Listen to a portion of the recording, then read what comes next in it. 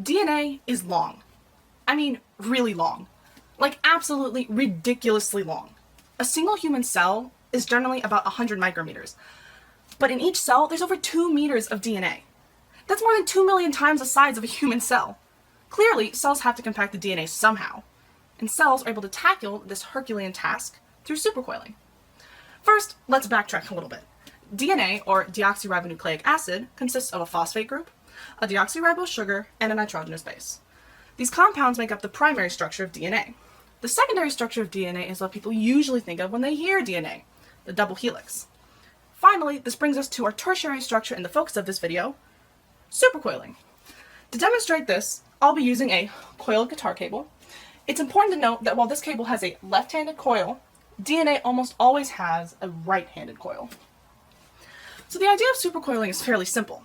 If a coil of DNA is overwound or underwound, the DNA will compensate by coiling again in either the same direction or the opposite direction.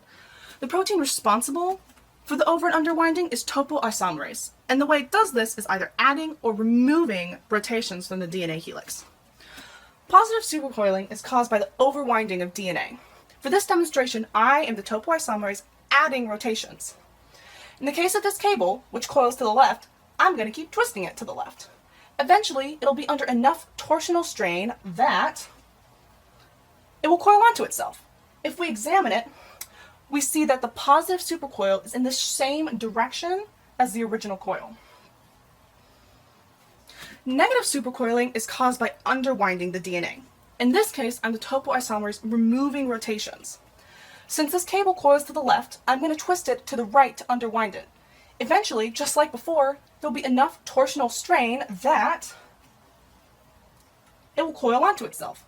But this time, we see that the negative supercoil is in the opposite direction of the original coil.